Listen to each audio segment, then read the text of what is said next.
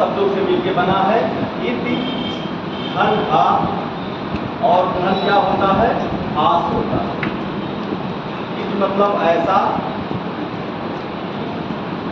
आ मतलब क्या था? निश्चित रूप से, और आस मतलब था। मतलब इतिहास का अर्थ जो निकल के सामने आया, ये क्या हुआ? ये ऐसा निश्चित रूप से था। इतिहास क्या हो गया?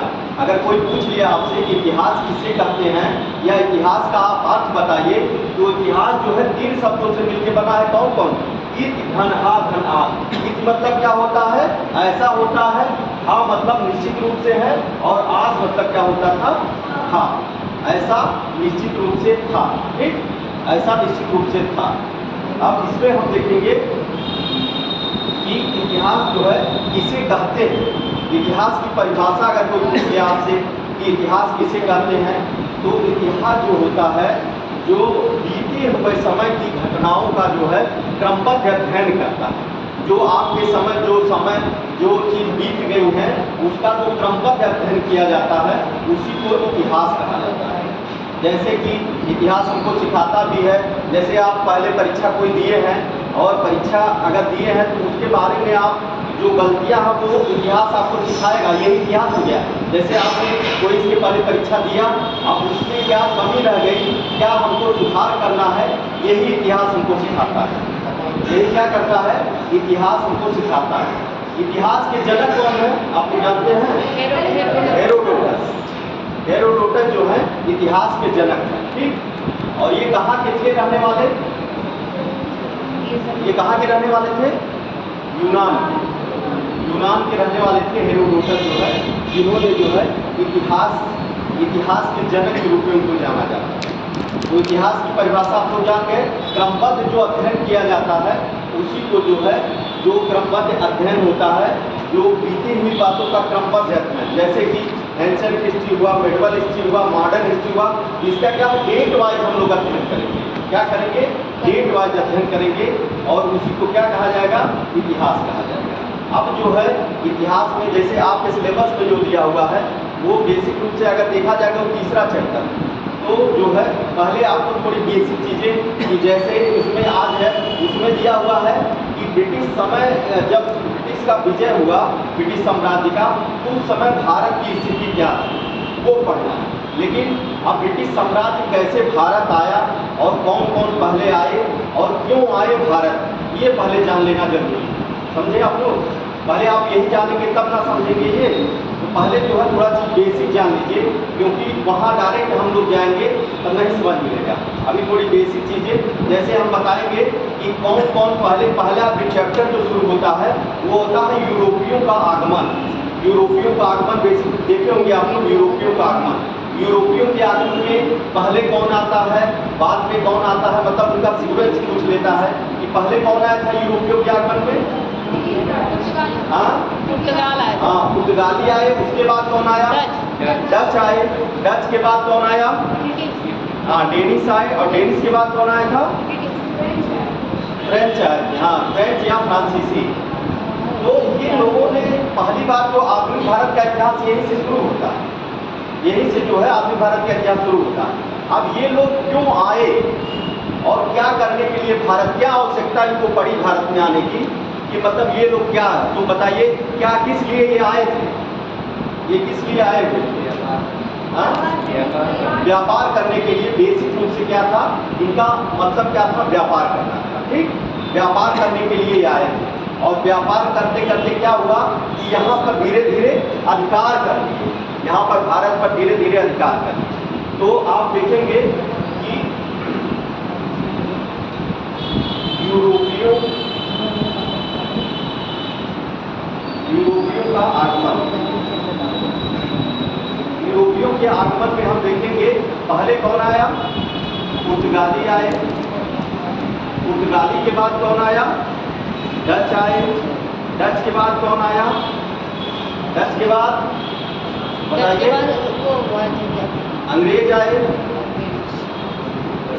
अंग्रेज, इसके बाद डेनिश आए, और डेनिश के बाद कौन आए?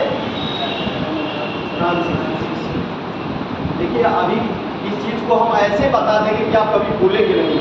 आप जैसे किसी चीज़ में, जैसे पीडीएफ आप लोग जानते हैं ना, पीडीएफ, किसी चीज़ का पीडीएफ बनाया जाता है, तो ऐसे पीडीएफ आप लिखिए, PDE और F। अब जो है आप इसमें जैसे P से क्या हो जाएगा, पुर्तगाली हो जाएगा, D से क्या हो जाएगा, डच हो जाएगा, E से क्या हो जाएगा, अंग्रेज हो जाएगा, और एक आप इसको छोड़ दीजिए, F से क्या हो जाएगा, फ्रांसीसी हो जाएगा। तो अगर पीडीएफ आपको याद रहेगा तो ये सीक्वेंस आप भूलेंगे नहीं। अभी जैसे कोई पूछ ही लिया आपसे कि मतलब कौन आया था, नहीं याद आ रहा है, तो आप पीडीएफ जैसे बनाया जाता है मोबाइल में, या फिर कोई कागज़ कोई दिया कहाँ पीडीएफ बना दीजिए, तो पीडीएफ से आप क्या हो जाएगा, पुर्तगाली, डच, अंग्रेज और फ्रांसीसी। तो ये है, और डेनिश का आप साइलेंट रखिए, वो समझिए कि किसके, अंग्रेज की बात आई थी। ठीक, ये था इनका क्रम। ये पीटी में आपको पूछ भी सकता है कि मतलब आने का क्रम क्या है। इनका तो क्रम यही है, पुर्तगाली, डच, अंग्रेज, डेनिश और फ्रांसीसी। ये मतलब ये पूछता है, आपका सीक्वेंस पूछ लेता है, ऐसे दे देगा चार ऑप्शन में कि कौन मतलब सीक्वेंस में कैसे आए हो। ठीक, तो इसको आपको जानना जरूरी है, इसको लिख लीजिएगा। अब जो है आप देखेंगे, मिटा दे इसको। अब देखिए पुर्तगाली, देखिए सबसे पहले कौन आता है, पुर्तगाली आते हैं। तो पुर्तगाली जो आए, तो उस समय जो है भारत की स्थिति क्या थी, उस समय भारत की स्थिति क्या थी और कैसे व्यापार होता था, उसको हम एक मैप के आधार पर आपको पूरा समझाएंगे कि कैसे जो है। देखिए ये जो है, ये आपका, ये अफ्रीका है, यहाँ पर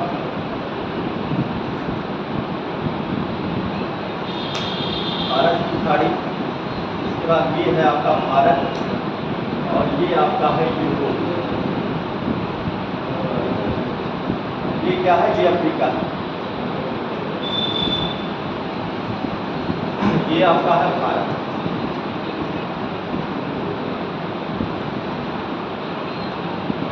देखिए यहीं पर एक स्थान है तुर्की में, उसका नाम था कुस्तुंतुनिया। कुस्तुंतुनिया, कुस्तुंतुनिया जो ये जगह है, ये तुर्की का स्थान है, ये तुर्की का स्थान है, ये तुर्की का ये है। और यहीं पर जो है आप ये देखेंगे, ये क्या है, ये यूरोप है। यहाँ पर जो है, यहाँ पर स्पेन है, स्पेन है यहाँ पे, और इसके बाद फिर यहाँ पे कौन है, पुर्तगाली है, और इटली। देखिए तो जब इस समय जब आया था, पुर्तगाली जब आए थे, तो उस समय जो है जो मेन वो था, ये इटली का जो है सबसे अधिक व्यापार पर अधिकार था। किसका अधिकार था, इटली का अधिकार सबसे ज़्यादा था। और तीन रास्ते थे, तीन रास्ते थे, जो फारस की खाड़ी, और एक ये दूसरा, तो तीन रास्ते थे, और एक ये जो था ये स्थल मार्ग था। तो भारत के आने का ये तीन रास्ते थे। कौन कौन रास्ते थे, ये तीन रास्ते थे, जो है ये स्थल मार्ग था। ये स्थल मार्ग था, तो यहाँ पर ऐसे जो है यूरोप होते हुए, पश्चिमी एशिया होते हुए ऐसे यहाँ पर कुस्तुंतुनिया जाते थे, और कुस्तुंतुनिया से फिर भारत आते थे ये व्यापार करने के लिए। तो एक समय क्या होगा कि यहाँ पर जो है तुर्की ने क्या कर लिया, तुर्की ने जो है यहाँ पर 1853 में आप देखेंगे कि 1853 में अपने क्षेत्र कुस्तुंतुनिया पर इस पर अधिकार कर लिया। इस पर कौन अधिकार कर लिया, तुर्की ने अधिकार कर लिया। और ये उस समय किसने था, इटली के अंडर में था। इटली जो है उस समय व्यापार में वर्चस्व था उसका। और 1853 में आप देखेंगे ये इटली क्या था, ये इटली ने पहले जो है कुस्तुंतुनिया को अपनी पूर्वी राजधानी बनाई थी, जबकि तुर्की में क्षेत्र था। और ये स्थल मार्ग था, व्यापार यहाँ से होता था। और ये जो है समुद्र के रास्ते, दो रास्ते थे, ये व्यापार होता था यहाँ पर। तो क्या हुआ कि ये लाल सागर था, लाल सागर का रास्ता था, और ये जो था ये फारस की खाड़ी, फारस की खाड़ी। ये तीन रास्ते थे जो भारत के लिए जाने के लिए रास्ते थे। तो क्या होता है, जब तुर्की अधिकार इस पर कर लेता है, भारत पर जब अधिकार कर लेगा, इधर भारत के मतलब ये इस वाले रास्ते पर, स्थल मार्ग पे, और यहीं पर देखिए तुर्की है, ईरान है, इराक है, तो ये जो है अब इधर जो है तुर्की ने जो क्या किया कि इधर रास्ता जो है स्थल मार्ग का रास्ता बंद कर दिया और इधर फारस की खाड़ी और ये लाल सागर का भी रास्ता बंद कर दिया। और जब रास्ते बंद हो गए तब जो है यूरोप के लिए भारत में जाने के लिए रास्ता ही नहीं मिला। अब क्या करें यूरोप वाले, और यूरोप वाले भारत आना क्यों चाह रहे थे ये बताइए। यूरोप जो है, यूरोप वाले भारत आने के लिए क्यों मजबूर थे, क्यों आ रहे थे भारत में? तो भारत में क्या चीज़ था, क्या चीज़ था आपको जानना है? भारत में क्या चीज़ था? मसाला उनको आकर्षित करता था। कारण क्या था? कारण ये था कि यूरोप में आप देखेंगे, यूरोप में जो है देखेंगे कि ठंड बहुत ज़्यादा पड़ती थी और ठंड बहुत ज़्यादा पड़ने के कारण 2-3 महीने क्या होता था, एकदम बर्फबारी होती थी और जो हरी सब्जियां और सब चीज़ें जब बर्फ़ पड़ जाएगा तो क्या होगा, कुछ पैदा थोड़ी हो पाएगा और एकदम 2-3 महीने पैक रहते थे। तो क्या उनका खाने की जो चीज़ें थी जैसे मीट हुआ, मछली हुआ, ये सब खाते थे। तो यहाँ से जो भारत से मसाला लेकर जाते थे, भारत से मसाला जो लेकर के जाते थे और उसी मसाले का ये मीट पर लेप लगा देते थे। विशेषकर काली मिर्च जो थी, काली मिर्च बहुत इनके लिए उपयोगी थी। उसी मीट पर जो है उसका लेप लगाकर कई दिनों तक उसको रखा जा सकता था। और खाने में भी जो है मसाला क्या करता है, शरीर में गर्मी पैदा करता है, तो गर्मी भी ठंडक से गर्मी पैदा करता था। तो मेन कारण जो यूरोप का था मसाले के लिए आकर्षित होते थे। और ये भारत पर ही नहीं, ये दक्षिण पूर्व एशिया के जो द्वीप हैं, यहाँ पर आप देखेंगे, यहाँ पर एक है, यहाँ पर इंडोनेशिया है। इंडोनेशिया को मसाले का द्वीपपुंज भी कहा जाता है। भारत के बाद जो इंडोनेशिया भी था जहाँ पर लोग आकर्षित हुए मसाले के।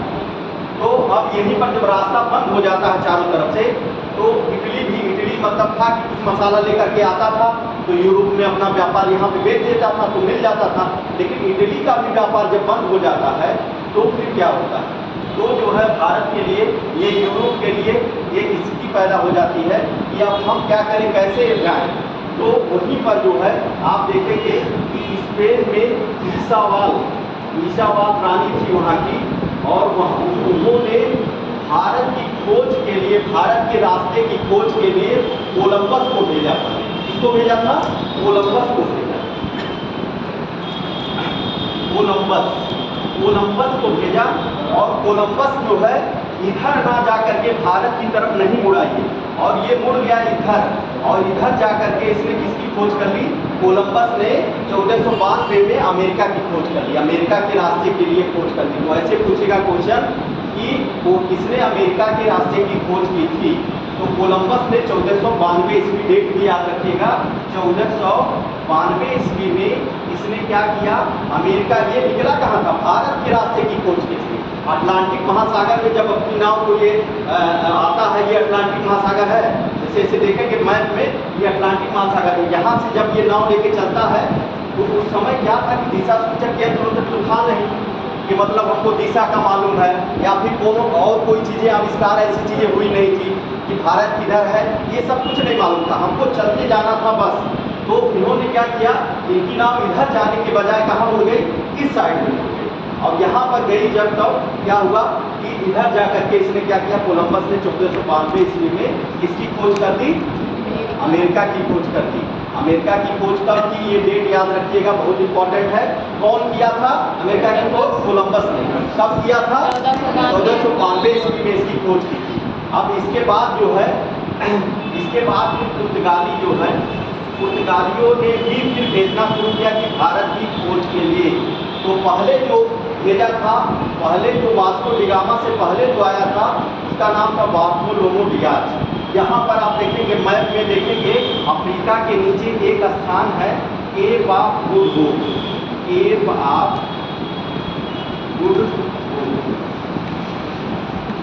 गुड होप एक स्थान है, और यहीं पर देखेंगे कि जो पहली बार जब आया था बार्थोलोमू डियाज,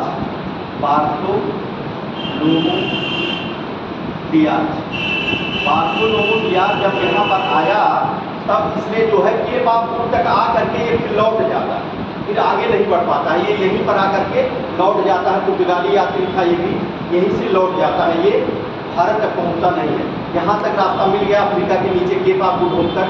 मैप में देखिए, वहीं अफ्रीका के जस्ट नीचे एकदम सटा होगा केप ऑफ गुड होप है, वहाँ तक ये पहुँच जाता है बार्थोलोमू डियाज। और जो है जब पहुंच जाता है तब इसके बाद यहाँ से ये फिर लौट जाता है।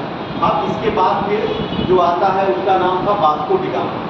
वास्को डी गामा जो है पुर्तगाल से चलता है और यहाँ तक रास्ता आपको पता है। ये बाबू ढोक तक बार्थोलोमो डियाज तो पहुँच गया था, यहाँ तक रास्ता इसको पता चल गया था। अब इसके बाद जो है आगे जब ये बढ़ेगा और ये भारत की तरफ, तो ये जो है रास्ते में इसको गुजरात का एक पथ प्रदर्शक रहता है, उसका नाम था अब्दुल मजीद। उसका नाम था, क्या नाम था? अब्दुल मजीद, जिसने जो है इसकी सहायता की। इसकी सहायता की थी अब्दुल मजीद ने जो है वास्को डी गामा की सहायता की। तो Vasco D gamma, Vasco D gamma जो है ये कब आया था? 1498 ये भारत के रास्ते की खोज किया था और इसका पथ प्रदर्शन कौन किया था? पथ प्रदर्शक जो था अब्दुल मजीद। अब्दुल मजीद, याद रखिएगा। ये भी पूछता है कि जब वास्को डी गामा चला वहाँ से, तब उसका पथ प्रदर्शक रास्ते में, क्योंकि केप ऑफ गुड होप तक रास्ता उसको पता था, लेकिन उसके आगे जब चला वो, तो गुजरात का एक नाविक होता है अब्दुल मजीद। ऐसे क्वेश्चन पूछेगा कि वास्को डी गामा की जो रास्ते में सहायता किया था वो कौन था? तो उसका नाम था, गुजराती नाविक क्या नाम था? अब्दुल मजीद उसका नाम था। वो उसकी सहायता किया और ये पहुँचता है यहाँ भारत के केरल के तट पर। उसका नाम था कालीकट। कालीकट, कालीकट पर जो है कौन पहुंचता है? वास्को डी गामा कालीकट पहुंचता है और कालीकट के शासक होता है जमोरिन। जो वहाँ का शासक था कालीकट का, वहाँ का शासक था जमोरिन, जिसने जो है वास्को डी गामा का जो है क्या किया था? स्वागत किया। ऐसे ये भी क्वेश्चन पूछता है कि जो है इसने वास्को डी गामा का स्वागत किया। तो वास्को डी गामा का जो स्वागत किया था वो कौन था? जमोरिन नाम था। वो कालीकट का क्या था? कालीकट का शासक था जमोरिन। जमोरिन जो था ये कालीकट का शासक था। कालीकट का शासक, कालीकट का शासक था और इसने क्या किया? इसने स्वागत किया था, जमोरिन ने स्वागत किया था। अब यहाँ पर पहुँचने के बाद वास्को डी गामा यहाँ पहुँचता है और यहाँ व्यापार करता है। यहाँ से मसाला और काली मिर्च, मसाला और काली मिर्च ले करके और फिर वापस ये जाता है कहाँ पर? पुर्तगाल जाता है। पुर्तगाल जाता है और पुर्तगाल जाने के बाद जो है आप देखेंगे कि पुर्तगाल जाने के बाद यह आने जाने का रास्ते का खर्च निकाल कर इसने जब अपने व्यापार का वो किया, तो उसने क्या किया? 60 गुने का फायदा पाता। मतलब अभी बहुत ज़्यादा बहुत मसाला नहीं लेके गया था, लेकिन उसने क्या किया? 60 गुने का फायदा पा जाता। तो इसको लगता है कि बताइए हम इतने दिन, कुछ दिन रहे और इतना मसाला लेकर के आए और इतने समय में ही 60 गुने का फायदा। तो जो है तब जो है यही जो रास्ता था ये भारत के लिए, तो कौन? वास्को डी गामा ने ही जो है, अरे आप देखेंगे वास्को डी गामा ने ही जो है ये वाला रास्ता जो है खोजा। ठीक, अब इसी रास्ते से फिर जो है सभी लोग आएंगे। ठीक, वो रास्ता जो तुर्की ने पहले जो रास्ता था ये स्थल मार्ग का था, इसके तुर्की ने मतलब वो कर दिया था, और जो फारस का रास्ता था इसके तुर्की, और ये जो लाल सागर वाला रास्ता था ये बहुत चलता नहीं था, इसमें बड़ा कोहरा वोहरा पड़ता। कोहरा पड़ने से यहाँ पर जो है बहुत आवागमन बहुत अच्छा नहीं था, तो ये वाला रास्ता बहुत सही नहीं था। दो रास्ते सही थे और दोनों पर किसका अधिकार? तुर्की का हो गया था। तब जो है यूरोप में ये हुआ कि किसी तरह से हमको भारत के रास्ते की खोज करना है। तो भारत के रास्ते की खोज के लिए पहले स्पेन ने किया। स्पेन के कौन है? कोलंबस। कोलंबस जो है भारत की रास्ता खोजते हुए कहाँ चला जाता है? अटलांटिक महासागर से अमेरिका। और तब जो है किस सन में? 1492 में अमेरिका के रास्ते की खोज कर लेता है। और इसके बाद फिर वास्को डी गामा कब आता है? याद रखिएगा किस सन में? 1498 ईस्वी में वास्को डी गामा आता है। और वास्को डी गामा ने क्या किया था? 1498 में जो है ये कालीकट पहुंचता है। किसकी सहायता से पहुंचता है? गुजराती पथ प्रदर्शक जो था अब्दुल मजीद की सहायता से वो पहुंचता है। और जो है कहाँ पहुंचता है? ये भी पूछता है। केरल के तट पर, और केरल के तट पर कहाँ पहुंचता है? कालीकट। और कालीकट में वहाँ का शासक, कैसे क्वेश्चन पूछेगा, वहाँ का शासक कौन था? तो वहाँ का शासक था जमोरिन। वहाँ का शासक था जमोरिन। जमोरिन ने उसका स्वागत किया और जो है एक ही क्वेश्चन पूछता है किसने स्वागत किया था, जमोरिन ने। ऐसे यूपीएससी ये सब क्वेश्चन आए हुए हैं जो आपको बता रहे हैं, सब पीसीएस में यूपीएससी में सब क्वेश्चन आए हुए हैं। तो ये सब चीज़ें, जैसे डेट है ये याद रखिएगा, जैसे कोलंबस का डेट है, इसका डेट है, इसने किसने हेल्प किया था ये याद रखिएगा। तो और कौन शासक था ये याद रखिएगा। तो ऐसे जो है एक तरह से ये पुर्तगाली जो है पहुंच जाते हैं भारत, और इसके बाद पुर्तगालियों का, और इसी बात पुर्तगालियों के बाद डच के बाद फिर अंग्रेज के बाद डेन, और डेन के बाद फ्रांसीसी, इनका आवागमन होता रहा। ठीक, तो यहाँ तक आपको जानना जरूरी था। और जो आज पढ़ाना है हमको वो जैसे है क्या है कि पढ़ाना तो यहीं से था, सीक्वेंस यही है, लेकिन जो वो दिया है, जो आज का जो सिलेबस था वो भारत अंग्रेजों की विजय जो हुई थी उस समय भारत की स्थिति क्या वो हमको बताना। ये जो है ये चैप्टर कल से शुरू करेंगे, 10 से क्या नाम है, पुर्तगाली से शुरू करेंगे। पुर्तगाली में कौन कौन आया, कौन कौन मतलब व्यापार किया और गया और क्या क्या यहाँ पर किए। पुर्तगाली डच के बारे में, फिर अंग्रेज के बारे में, फिर डेन के बारे में, फिर फ्रांसीसी के बारे में। यहाँ से कल से शुरू करेंगे फिर से। और जो आज का सिलेबस जो था उसमें दिया गया था वो जो है भारतीयों जो अंग्रेज जब विजय किए थे, विजय कब किए थे, तो यही है। अभी पढ़ाया नहीं गया तो आपको जानकारी नहीं, अभी वहाँ तक पढ़ा गया होता तब इसको पढ़ाया गया होता तब और जुड़ता। जब तक चीज़ें जुड़ती नहीं ना सीक्वेंस से तब तक समझ में नहीं आती। अब भारत का विजय है, भारत में अंग्रेजों की विजय, तो विजय क्या होता है, ये मेन जो था ये 18वीं शताब्दी का मामला है। 18वीं शताब्दी का जो है, 18वीं शताब्दी किसे कहा जाएगा आप लोग बता सकते हैं? किसके बीच में 18वीं शताब्दी आती है? 1701 से 1700 के बाद से लेकर 1800 के बीच में जो काल होता है उसे 18वीं शताब्दी। ये मत समझिएगा कि 18वीं शताब्दी जो 1800 से 1900, ये इसमें अंतर होगा। जब हम बोले 18वीं शताब्दी तो आप समझिए 1700 से लेकर के 1800 के बीच में 17वीं शताब्दी। ठीक, ये तो यहाँ की जो है स्थिति के बारे में आप लोगों को, अब जब जो विजय होती है, मेन चीज जो अंग्रेजों ने जो विजय प्राप्त की थी, मेन जो भारत पर जो कब्जा कर लिया था वो उस समय प्लासी का युद्ध और बक्सर के युद्ध, बंगाल में, जब बंगाल को हम पढ़ाएंगे तो बक्सर के युद्ध में जो है आपको देखेंगे 3 शासकों को एक साथ हरा दिया था। बक्सर का युद्ध कब हुआ था? 1764 में हुआ था। 1764 में हुआ था। उसमें किसको हराया था आप बता सकते हैं? कौन कौन शासक थे? मीर कासिम बंगाल का था। हाँ, मीर कासिम, मीर जाफर नहीं था। मीर जाफर तो क्या था, उधर था। मीर कासिम जो था उस समय मतलब बंगाल का नवाब नहीं था उस समय। मीर कासिम जो था ये लड़ा हुआ था। मीर जाफर उस समय बंगाल का नवाब था। ये सही। तो जो है जो मीर कासिम लड़ा था, इसके बाद अवध के नवाब कौन थे?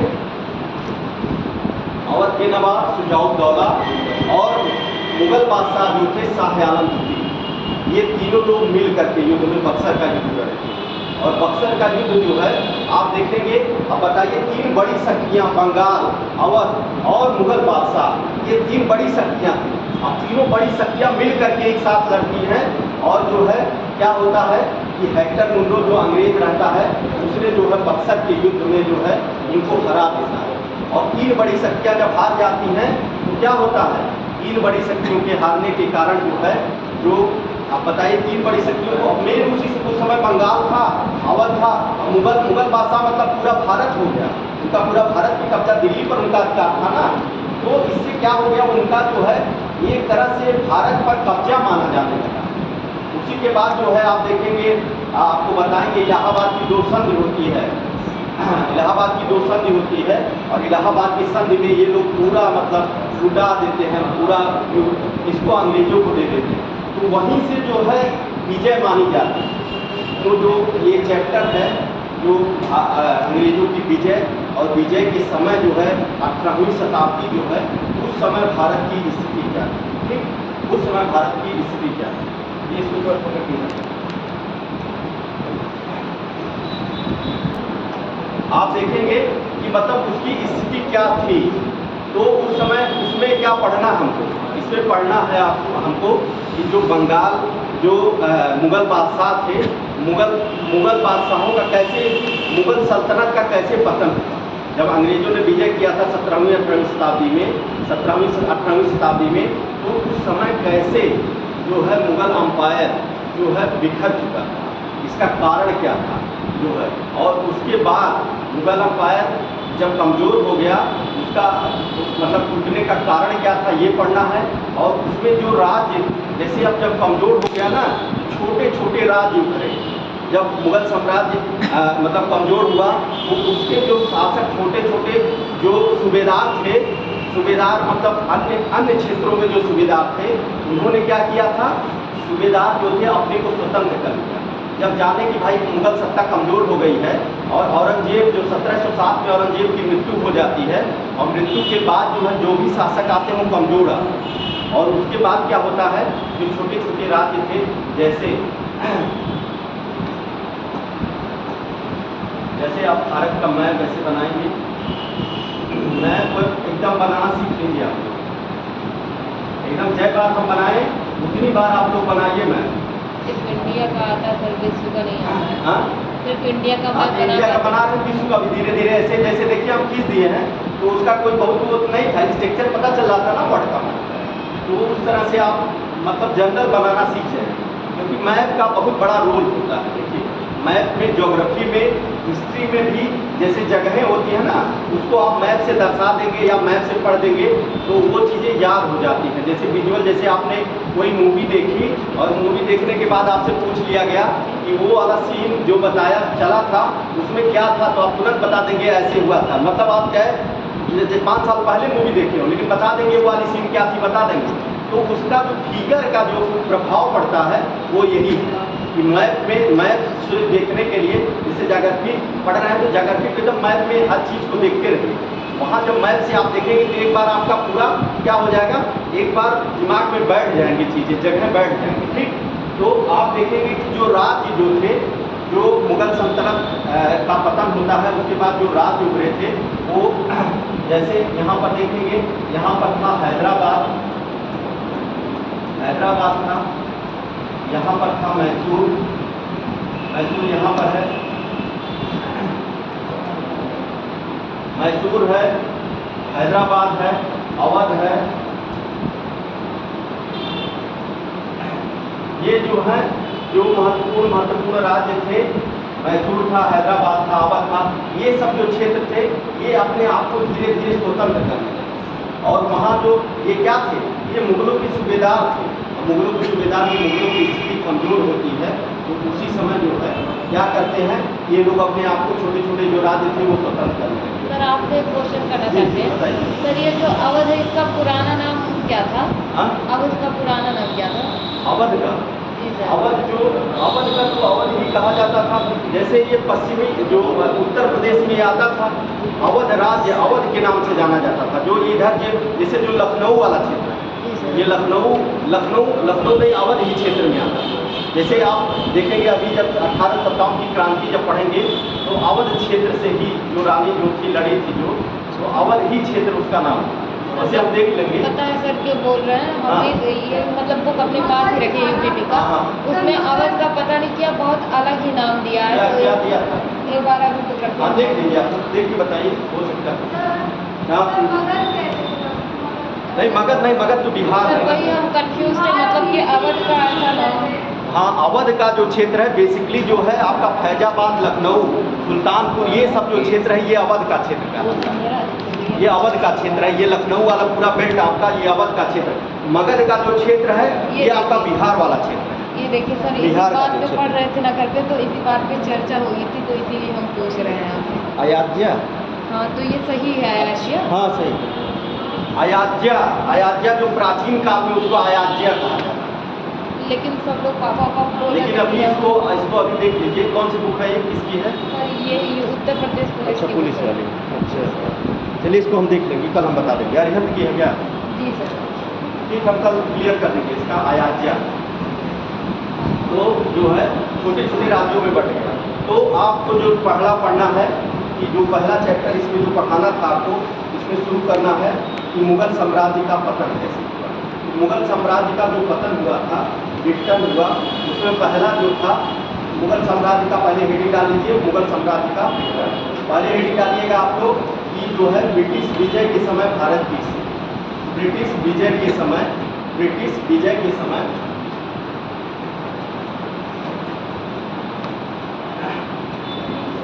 ब्रिटिश विजय के समय भारत की स्थिति, भारत की स्थिति, भारत की स्थिति। इसमें आप देखेंगे कि जो मुगल साम्राज्य का पतन, मुगल साम्राज्य का पतन,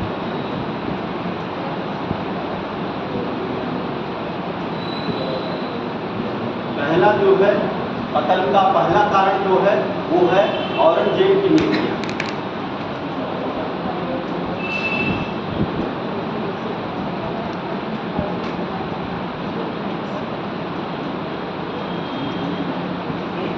पहला जो है, पहला कारण क्या था पतन का? औरंगजेब की नीतियां थी। औरंगजेब की क्या नीतियां थी? उसने क्या किया कि मतलब मुगल साम्राज्य का पतन हो गया। क्या कारण था? तो आपके मन में आएगा। तो ये कारण था कि और उसने क्या किया, आप देखेंगे कि औरंगजेब के समय ही मुगल साम्राज्य का विकास भी बहुत ज़्यादा हुआ था, लेकिन इसी के समय अवसान भी होना शुरू हो जाता है। मतलब इसके बाद जो है जो उनके शासक आए ये तो था ही, अब कुछ इसकी नीतियाँ थी।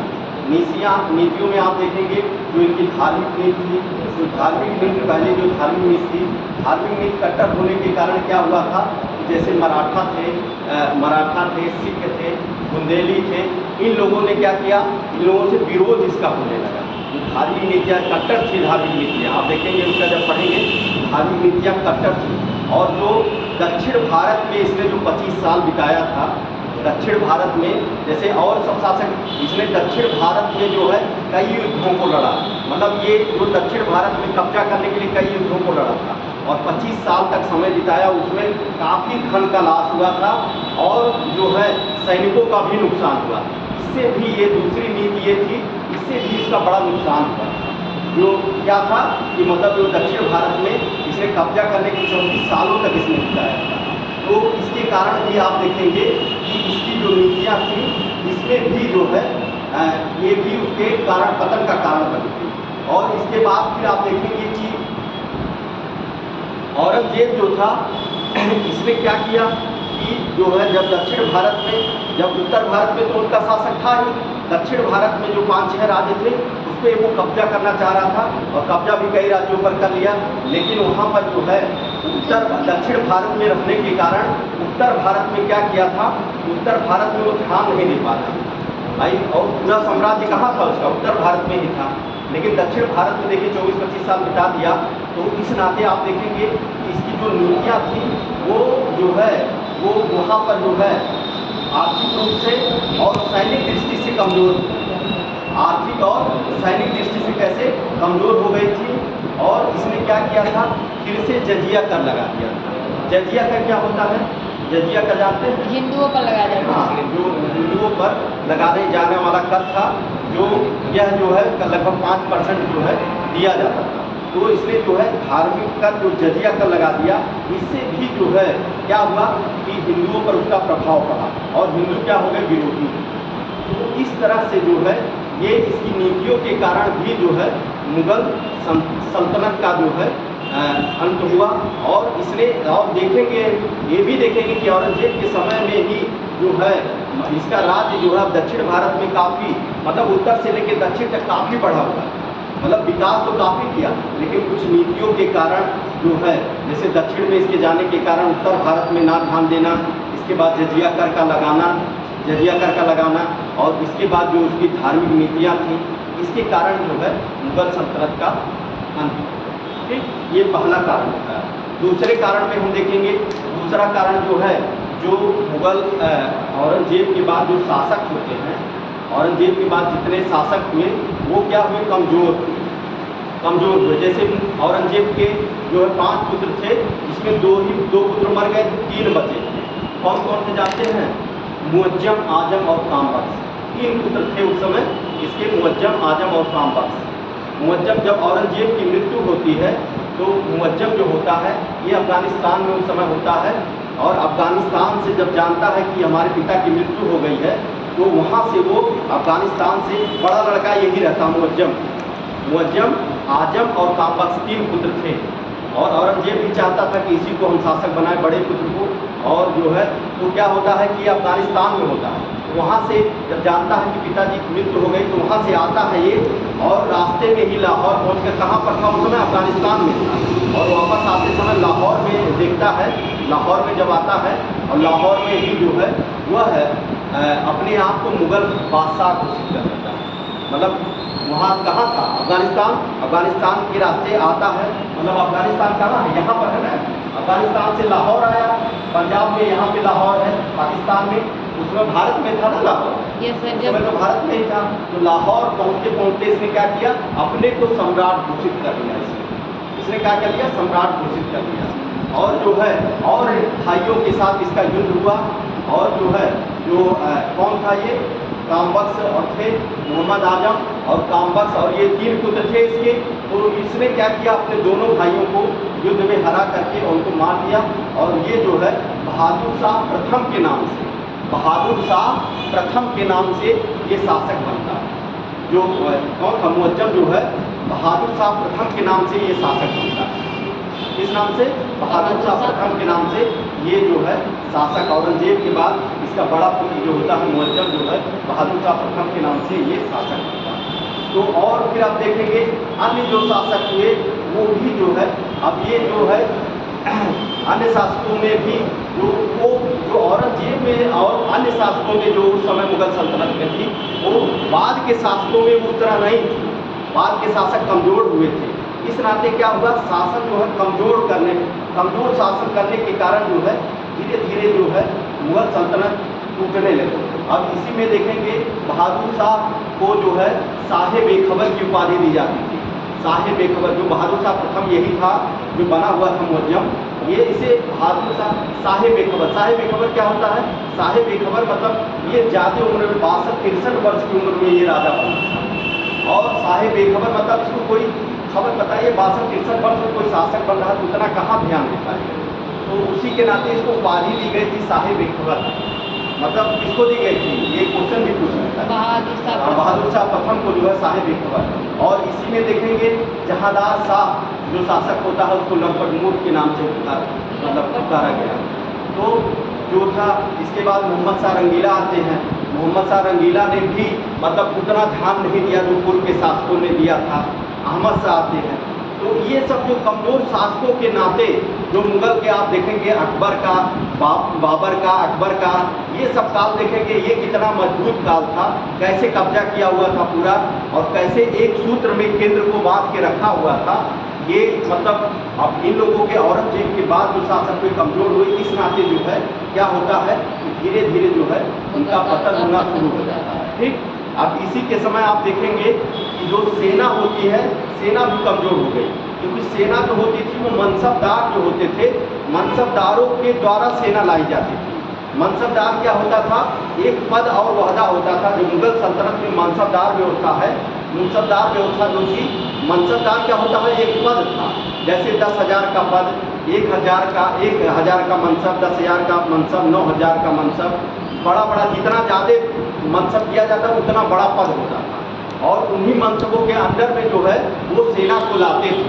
तो सेना, अगर आप राजा हैं और हम जो है मनसबदार हैं, और सेना हम लाएंगे, और सेना किससे जुड़ेगी, हमसे आके जुड़ेगी, तो सेना जो जुड़ती थी वो मनसबदारों से जुड़ती थी। और मनसबदारों से जुड़ने के कारण क्या होता था कि राजा से उतना जुड़ाव नहीं होता था, और मनसबदारों के कहने पर वो काम करती थी सेना।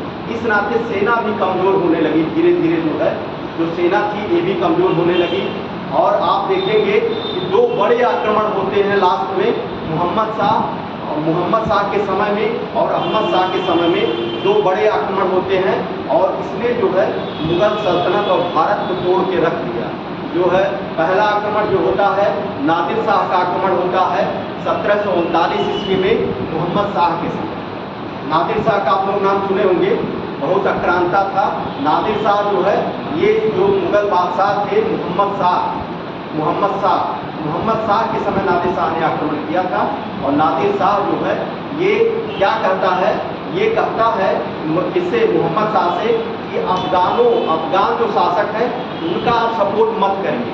लेकिन मोहम्मद शाह ने क्या किया, उसका ध्यान नहीं दिया उसने, कि जो है मुगल जो वो हैं मतलब जो उसने कहा था नादिर शाह ने, उसकी बातों को इन्होंने ध्यान ना देने के कारण। और फिर दूसरा तो इसका आक्रमण का कारण क्या था कि अफगानों से इनका संबंध, अफगानों से किसका संबंध, मोहम्मद शाह का। मोहम्मद शाह कौन है, मुगल बादशाह मोहम्मद शाह, उनसे अफगानों का संबंध जो है वो नहीं चाहता था कि अफगानों से इनका संबंध हो। और दूसरा जो कारण था भारत आने का, वो लूट का इनका कारण था कि लूटना है हमको भारत को, यहाँ पे ये नादिर शाह क्यों नहीं चाहता था कि अफगानों से उसका संबंध ना हो? अफगान जो थे पर्टिकुलर उसके दुश्मन थे, जो अफगान जो शासक थे वो जो थे इसके दुश्मन थे। और वो चाह रहा था कि हमारे दुश्मन इनसे संबंध ना बनाए, इनके दोस्त ना बने। तो ये चाह रहा था कि इससे मतलब अगर मिल जाएंगे तो फिर ये युद्ध कर सकते हैं हमसे मिल करके। वो चाह रहा था इसी नाते कि अफगानों से इनका संबंध, क्योंकि भाई जैसे हमारे ये दुश्मन हैं और आपसे हमारा संबंध है, तो आपको क्यों इनसे कहेंगे कि आप जाके मिलिए इनसे। वही कह रहा था कि ये हमारे संबंध, आप और हम संबंधी हैं और ये हमारे दुश्मन हैं, ये हमसे आकर के मिल रहे हैं, तो आपको कष्ट होगा कि नहीं, कि मतलब ये दुश्मन है, ये हमसे आके मिल रहे हैं। तो ये कारण था, ये संबंध थे। तो ये जो है अफगानों पर, जो अफगान शासक था उससे ये कहा था नादिर शाह ने किस पर, तो 1739 में ये क्या करता है, नादिर शाह पर आक्रमण। इम्पॉर्टेंट डेट है 1739 में। किसके समय में नादिर शाह ने आक्रमण किया था, मोहम्मद शाह के समय में आक्रमण किया था। ये इम्पॉर्टेंट चीज़ है, ये ध्यान रखिएगा कि 1739 कब, 1739 में नादिर शाह ने इसके समय में मोहम्मद शाह को रंगीला के नाम से भी जाना जाता है। इसका एक और उपाधि थी मोहम्मद शाह रंगीला, इसे कहा जाता था। तो ये जो है इसी के समय में जो है नादिर शाह का आक्रमण होता है। और नादिर शाह जो है आक्रमण होता है और युद्ध होता है दोनों में। लेकिन अवध का शासक होता है सादत खां, और इसने बीच में जो है ये लोगों में जो है समझौता करा देता है और 60 लाख रुपया दे करके जो है मोहम्मद शाह और नादिर शाह में समझौता हो जाता है। लेकिन वही सादत खां कहता है कि यहाँ 60 लाख रुपया आप पा करके क्या करेंगे, 60 लाख रुपया पा करके क्या करेंगे, आप दिल्ली पर आक्रमण करिए, आपको 20 करोड़ रुपया मिलेगा। तो भाई लूटने वो तो आए थे, उनको क्या करना था, वो दिल्ली पर आक्रमण कर दिया, दिल्ली पर। और सादत खां जो था ये अवध का नवाब था, और ये जो है ये चाहता था कि जैसे दिल्ली के नवाब हार जाएंगे तो वहाँ पर हम शासक बन जाए। ये तो लूटने आया था, ये लूट करके चला जाएगा, फिर वहाँ का ये हमको शासक बना देगा। लेकिन ऐसा कुछ नहीं होता है। उनका जो था नादिर शाह दिल्ली पर फिर आक्रमण करता है। पहले वहाँ पर सेना भेजती है, कुछ लोग उसकी सेना में मारे जाते हैं और दिल्ली में ये शोर होता है कि नादिर शाह मारा गया। लेकिन जो है जब नादिर शाह को ये पता चलता है कि हमारे सैनिक मारे गए, तो उसने जो है दिल्ली में कत्लेआम करा दिया, कई हजार लोग मारे गए और वहाँ से बहुत पैसा लूटा। 70,000 करोड़ मतलब 70 करोड़ रुपया जो है वहाँ से प्राप्त हुआ। 70 करोड़ रुपया वहाँ से प्राप्त किया। और वहीं से जो है आप देखेंगे कि कोहनूर हीरा जो है नादिर शाह लेके गया था यहाँ से पहले। जो कोहनूर हीरा था यहाँ पर, कोहनूर हीरा और जो है तख्ते ताउस जो था उसको लेकर के 2 चीज़ लेकर के गया था।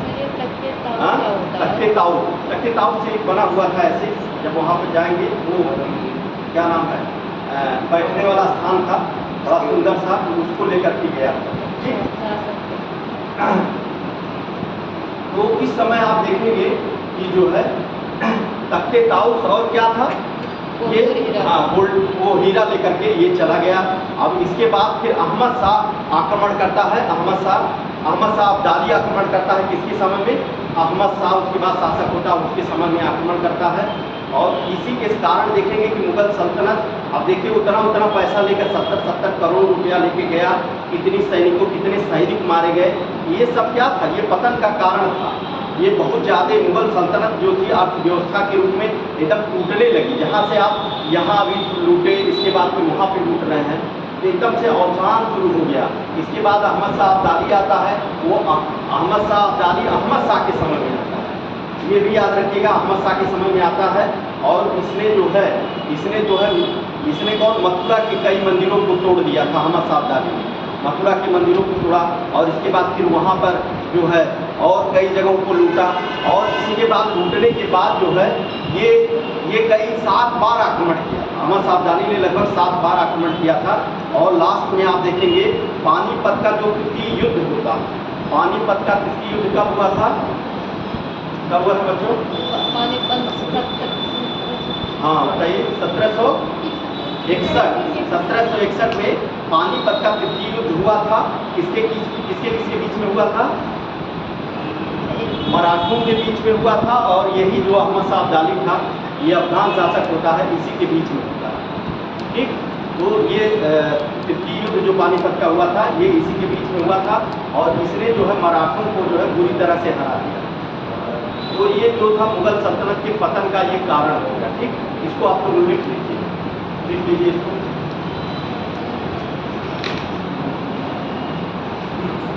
देखिए मुगल साम्राज्य के पतन का कारण।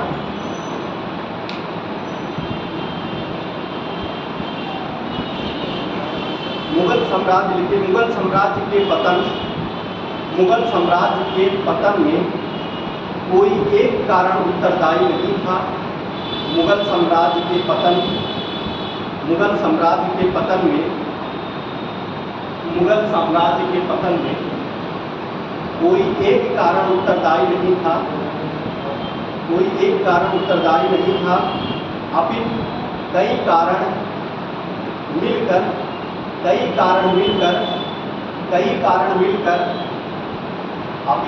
कारण मिलकर पतन में योगदान दिया। कई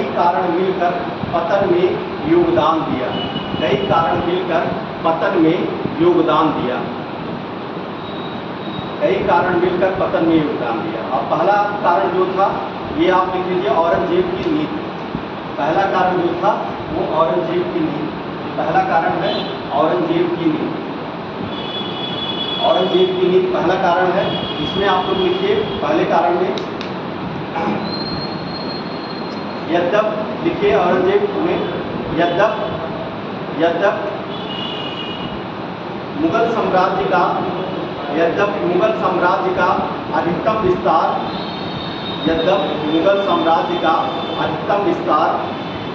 औरंगजेब के काल में हुआ था। अधिकतम विस्तार औरंगजेब के काल में हुआ था। परंतु इसके समय में पतन के चिन्ह भी दिखाई देते हैं।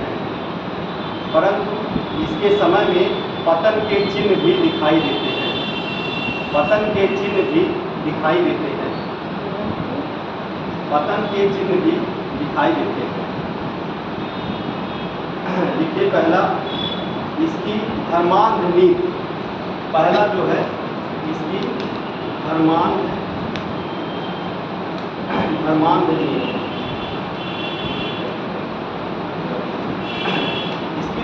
नीति।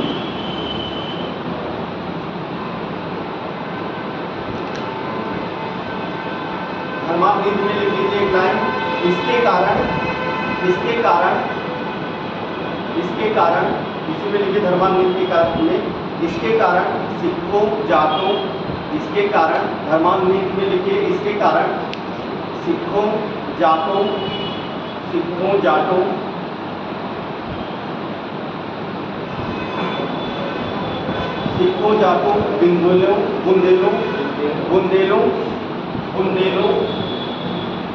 बुंदेलों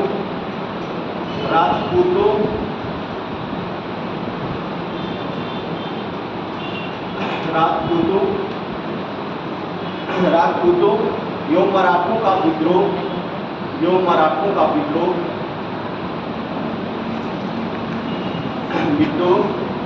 का विद्रोह हुआ। मतलब इसकी धार्मिक नीति के कारण जो है इन लोगों ने विद्रोह किया।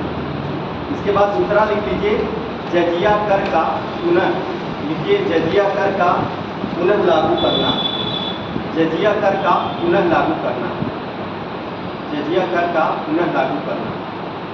सर ये धर्मांक नहीं रहेगा? नहीं, अलग अलग पॉइंट, दूसरा पॉइंट लिखिए, दूसरा पॉइंट लिखिए जजिया कर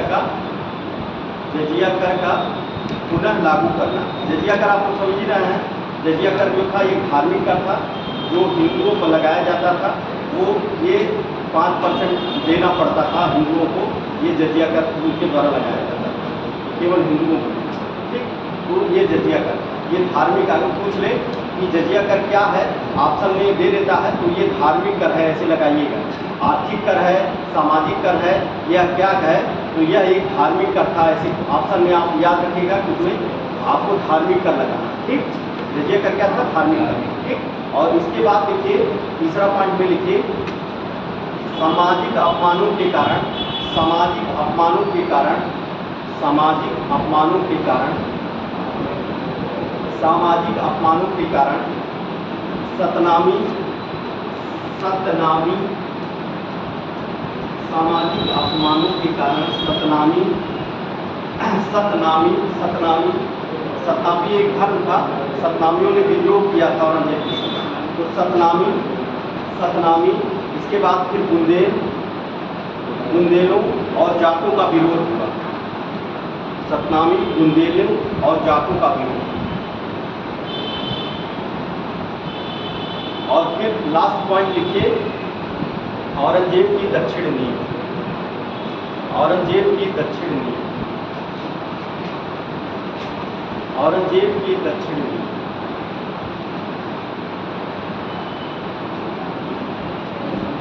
औरंगजेब की दक्षिण नींव, औरंगजेब की दक्षिण नींव इसमें लिख लीजिए औरंगजेब द्वारा दक्षिण में, औरंगजेब द्वारा दक्षिण में लड़े गए, दक्षिण में लड़े गए 24 वर्षों तक, 24 वर्षों तक, 24 वर्षों तक युद्ध, 24 वर्षों तक युद्ध, 24 वर्षों तक युद्ध, युद्ध जो आर्थिक और सैन्य दोनों कारणों से, आर्थिक और सैन्य दोनों कारणों से नुकसान पहुंचाया, दोनों कारणों से नुकसान पहुंचा, दोनों कारणों से नुकसान पहुंचा। मतलब 24 वर्षों तक जो दक्षिण भारत में इसने युद्ध किया, कब्जा किया था, उसमें जो है उस समय 24 वर्षों में रहने के कारण जो धर्म की नुकसान हुआ, सैनिक इतने मारे गए, तो ये जो है एक तरह से दक्षिण का नासूर भी कहा जाता है। मतलब औरंगजेब को दक्षिण का, औरंगजेब के काल में दक्षिण का नासूर इसके काल में बन गया था, ठीक। तो ये था। अब इसके बाद फिर लिखिए जो है औरंगजेब के बाद अयोग्य शासक, लिखिए औरंगजेब के बाद अयोग्य शासक,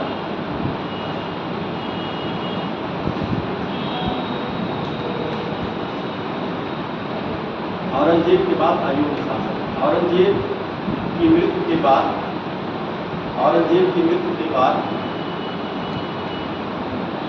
औरंगजेब की मृत्यु के बाद जो उसके उत्तराधिकारी हुए, औरंगजेब की मृत्यु के बाद जो उसके उत्तराधिकारी हुए वो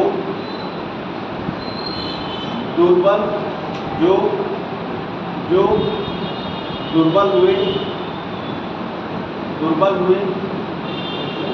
जिसके कारण दुर्बल हुए, जिसके कारण पतन हुआ, जिसके कारण जो है मुगल सल्तनत का पतन।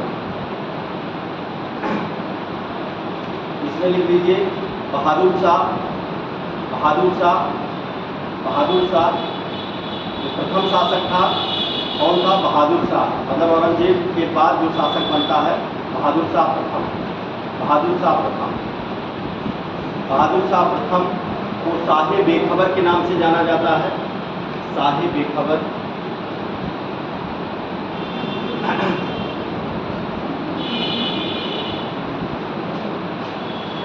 जहांदार शाह, शाहे बेखबर,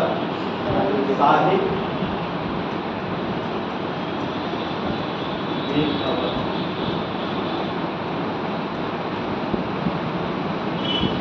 साहिब एक अवध। जहांदार शाह उसके बाद जो शासक हुआ उसे लंपट मूर्ख के नाम से जाना जाता है। लंपट मूर्ख।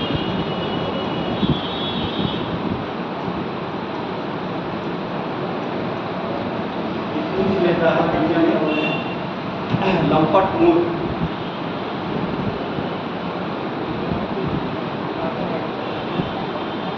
और फारूखियत को घृणित कायर कहा है। मतलब फारूखियत जो शासक होता है, फारूखियत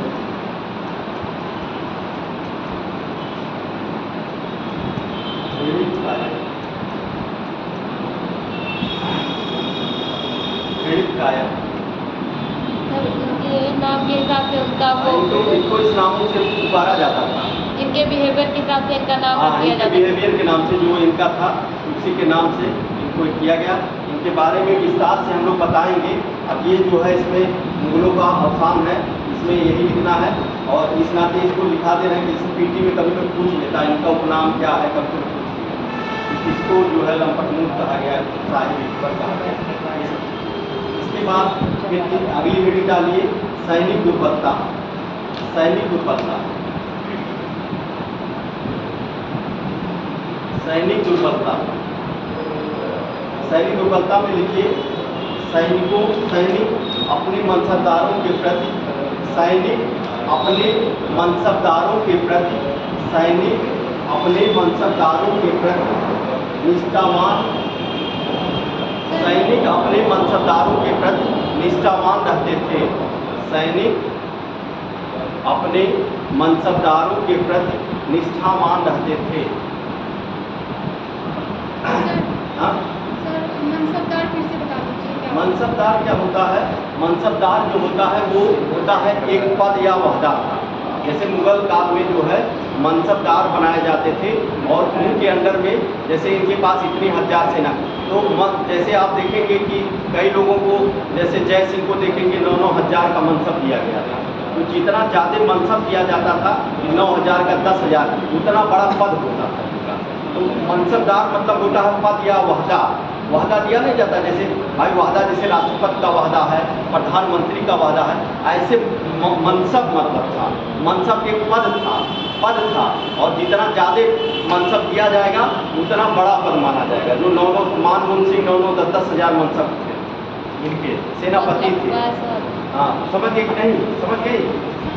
सूबेदार क्या होता है? सूबेदार जो होते थे जो अनेक जो राज्य थे, जैसे ये मुगलों के, जैसे आपका बंगाल हो गया, बंगाल में इनके जो है सूबेदार जो मतलब मेन जो है बंगाल के शासक थे और जो इनके अंडर में रहकर वहाँ काम करते थे। वो सूबेदार वो बंगाल को चला रहे थे। उस समय जब तक मुगल सल्तनत थी ये उनके अंडर में रह के काम करते थे। लेकिन जब मुगल सल्तनत कमज़ोर होने लगी तो यही जो सूबेदार थे अपने आप को स्वतंत्र कर। सर अगर एक लाइन में अगर हमसे कोई पूछे कि सूबेदार और मनसबदार का अर्थ क्या होता है तो हम क्या बताएं? सूबेदार का आपको मनसबदार का अर्थ ये बताना है कि मनसबदार जो होता है एक पद और वहदा होता है। मनसबदार एक पद और वहदा होता है जिसको जितना अधिक मनसब दिया गया, जैसे 2-2 4-4 5-5 मनसब दिया जाता था, 9-9 10-10 हजार मनसब दिया जाता था, वो उतने बड़े अधिकारी थे। मतलब मनसब मतलब एक पद होता है। जैसे मोदी जी को प्रधानमंत्री का पद दिया गया, तो प्रधानमंत्री जो पद दिया जा रहा वो क्या है? मनसब। समझे कि नहीं? और सूबेदार जो थे ये हमारे राज्यों में, हमारे जैसे कि मोदी ने प्रधानमंत्री बने वो प्रधानमंत्री, और उन्होंने उत्तर प्रदेश मध्य प्रदेश में अपने सूबेदार गठित कर दिए। जैसे यहाँ पे योगी जी हैं, आप देखेंगे तो ये सूबेदार उनके हो गए। समझ गए चीज़? समझ गए? तो ऐसे ये उनके सूबेदार थे, अलग अलग राज्यों में अलग अलग सूबेदार। तो ये चीज़ें आपको ध्यान रखनी। मनसबदार के नीचे सूबेदार काम करते थे? नहीं, मनसबदार के नीचे नहीं, मनसबदार अलग था, सूबेदार अलग था। सूबेदार को आप अलग रखिएगा, मनसबदार को अलग रखिएगा। हाँ, सूबेदार भी होते थे। हाँ, और जो है हाँ देखिए बता रहे हैं, देखिए मनसब जो होते थे ये जो है सैन्य प्रशासन देते थे।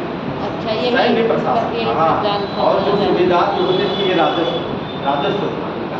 तो इनका पद जो है अलग है, ये अलग अलग चीज़ है। ठीक, समझ में आया? आप समझ में आ समझ गए? गए कि नहीं? आवाज लग रहा समझ गए ना? जी। हाँ, तो वो चीज़ें हैं एकदम क्लियर। देखिए जो भी बात आपको किसी को कोई बात नहीं समझ में आए, देखिए हम क्या हैं, ये हम आपको आए हैं पढ़ाने के लिए। तो आप जो है देखिए आप लोग अभी जो है तैयारी कर रहे हैं, बेसिक जो भी चीज़ें ना है तुरंत खड़े होकर आप पूछिए कि सर, एकदम मन में कुछ डरिएगा नहीं। जो चीज़ें नहीं समझ में आएंगी तुरंत आपको बताना है उनके कि सर ये चीज़ें हमको नहीं समझ में आई, आप बताइए और हम बताएंगे। ठीक, जब आपको समझ में नहीं आएंगी चीज़ें तो फिर कैसे क्या होगा? इस नाते जो है ऐसा हमारी कोशिश होगी कि इसी क्लास में आपको चीज़ों को एकदम याद करा दिया जाए। एक बार नोट्स पढ़िए और जाके लिख लीजिए, क्वेश्चन आप पढ़िए, जो पेपर सॉल्व करिए, तो आपको लगेगा कि जब आपको अध्याय पढ़ाया जाएगा उसके बाद जो है जैसे पीसीएस का पेपर, पीसीएस का जो घंटा चक्र आप लोग सुने होंगे, घंटा चक्र जो आता है उसमें सॉल्व पेपर रहता है, चैप्टर वाइज दिया रहता है। जैसे हमने पूरा ये यूरोपियों का आगमन पढ़ाया, उसके बाद हम कहेंगे आप जाइए घंटा चक्र से सॉल्व कर लीजिए। आपको लगेगा कि आधा घंटा 45 मिनट में सारे 50-60 क्वेश्चन आप सॉल्व करके रखेंगे, और कहीं एक आध क्वेश्चन जो क्लास में रहेगा रोज और मेहनत करेगा उसके लिए। क्योंकि देखिए हम लोग जो है सिविल का मतलब मेंस इंटरव्यू देते रहे, वहाँ पे इलाहाबाद में तैयारी किए हैं और चीज़ों को समझते हैं कैसे कहाँ से क्वेश्चन आता है और कैसे आप लोगों को पढ़ाना है और कहाँ क्या, मतलब इधर उधर भागने की ज़रूरत नहीं। जो चीज़ें आपको पढ़ाना है वही चीज़ें पढ़ाई जाएंगी, जो कोर्स में है वही चीज़ें पढ़ाई जाएंगी। और जो है आपके लिए क्या होता है कि जब आदमी पढ़ा रहता है चीज़ों को, सिविल की पर तैयारी किया है, तो वो चीज़ें जानता है कि कहाँ से क्या आएगा, तो उस चीज़ों पर ज़्यादा, जैसे आप लोगों को हमने जहाँ जहाँ क्वेश्चन आता है उसको हमने फोकस कर दिया कि आपको ये डेट याद रखना है, जमहूरियत को याद रखना है, और उन पर कहाँ कहाँ हम फोकस कर रहे थे, यहाँ से क्वेश्चन, तो उस चीज़ों को आप लोग ध्यान रखिएगा कि जहाँ जहाँ हम फोकस करें उस चीज़ों को ध्यान रखें। ठीक है, तो ये सब चीज़ें हो गई। अब इसके बाद ये कहाँ तक लिखेंगे आप लोग? हो गया था। फिर इसके बाद फिर देखिए नादिर शाह और अहमद शाह का आक्रमण, आईडी डाल लीजिए, नादिर शाह और अहमद शाह का आक्रमण, नादिर शाह और अहमद शाह का आक्रमण, अहमद शाह अब्दाली, ऐसे लिखिएगा, नादिर शाह और अहमद शाह अब्दाली का आक्रमण। ये भी पतन में कारण बना था, बहुत बड़ा कारण था। देखिए नादिर शाह में लिखिए, नादिर शाह का आक्रमण, नादिर शाह हीरा लीजिए, नादिर शाह का आक्रमण मोहम्मद शाह के समय 1739। अब यही क्वेश्चन पूछेगा आपसे कि नादिर शाह का आक्रमण किस मुगल शासक के समय में हुआ? किस मुगल शासक के समय में हुआ? मोहम्मद शाह के समय में हुआ था। कब हुआ था?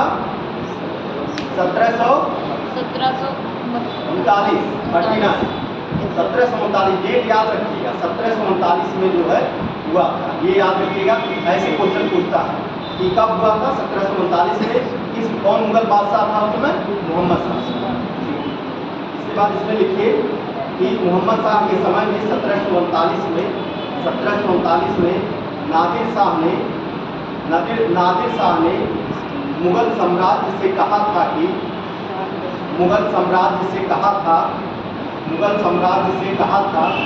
कि अफगानों से संबंध, नादिर शाह ने मोहम्मद शाह से कहा था कि अफगानों से संबंध ना रखें, अफगानों से संबंध ना रखें, अफगानों से संबंध ना रखें। लेकिन मोहम्मद शाह ने उनकी बातों पे ध्यान नहीं दिया। मोहम्मद शाह ने इसकी बातों पर ध्यान नहीं दिया। ये पहला कारण था आक्रमण का, और दूसरा कारण था लूट, जो भारत में जो धन था उसकी लूट, जो दूसरा कारण था इनका। जो पहला कारण ये था और दूसरा कारण जो है धन की लूट, दूसरा कारण आक्रमण का धन की लूट। अब इसके बाद लिखिए इसमें 13 फरवरी 1739 ईस्वी में, 13 फरवरी 1739 ईस्वी में, 13 फरवरी 1739 ईस्वी में करनाल में नादिर शाह और मोहम्मद शाह के बीच युद्ध हुआ। सर करनाल करनाल करनाल आपका हरियाणा है। नादिर शाह नादिर शाह और मोहम्मद शाह के बीच, नादिर शाह और मोहम्मद शाह के बीच 13 फरवरी 1739 ईस्वी में नादिर शाह और मोहम्मद शाह के बीच युद्ध होता है। इस युद्ध में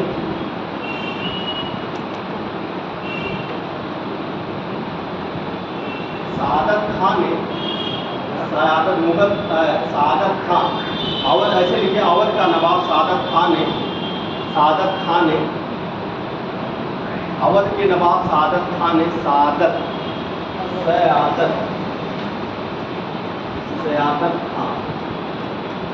खान ने मुगल बादशाह सयादत खान ने, अवध के नवाब सयादत खान ने दोनों के बीच समझौता करा दिया। दोनों के बीच समझौता करा दिया।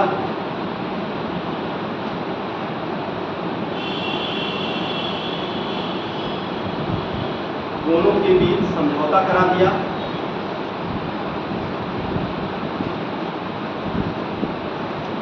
दोनों के बीच समझौता करा दिया और जो है मोहम्मद शाह को नादिर शाह द्वारा नादिर शाह को 50 लाख रुपया युद्ध के हर्जाने के रूप में देना पड़ा।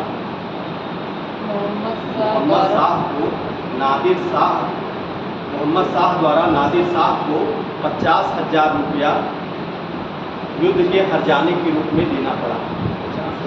50 लाख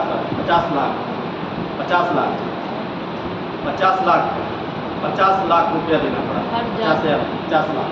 50 लाख रुपया देना पड़ा। फिर सआदत खान ने नादिर शाह को दिल्ली पर आक्रमण करने के लिए उकसाया। सआदत खान ने नादिर शाह को दिल्ली पर आक्रमण करने के लिए उकसाया और कहा कि अगर आप दिल्ली पर आक्रमण करेंगे तो आपको वहाँ 20 करोड़ से अधिक रुपए मिलेंगे। उसने कहा कि अगर आप दिल्ली पर आक्रमण करेंगे तो वहाँ पर 20 करोड़ से अधिक रुपए मिलेंगे।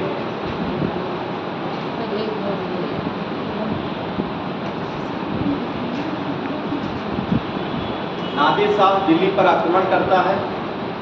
तो दिल्ली पर आक्रमण करने के लिए उकसाया। उसके बाद उकसाया और कहा कि वहाँ 20 करोड़ से अधिक रुपए प्राप्त होंगे। 20 करोड़ से अधिक रुपए प्राप्त होंगे।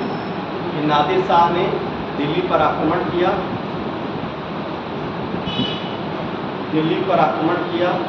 और दिल्ली को लूट लिया। दिल्ली पर आक्रमण किया, दिल्ली को लूट लिया और वहाँ से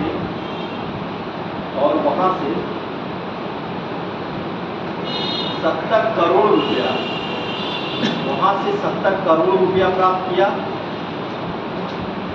70 करोड़ रुपया प्राप्त किया। वहाँ से 70 करोड़ रुपया प्राप्त किया और शाहजहाँ का तख्ते ताऊस, शाहजहाँ उसी पे बैठता था। तख्ते ताऊस जो था वो शाहजहाँ का था, तो शाहजहाँ का तख्ते ताऊस वो अपने साथ ले गया। शाहजहाँ का तख्ते ताऊस जो है वो अपने साथ ले गया। शाहजहाँ जिस पर बैठता था वो तख्ते ताऊस उसे कहा जाता था, बड़ा सुंदर बना हुआ था, उसको अपने साथ ले जाता है। तख्ते ताऊस और कोहिनूर हीरा ना? और हीरा, हीरा का क्या नाम था? कोहिनूर हीरा। कोहिनूर हीरा भी अपने साथ ले गया।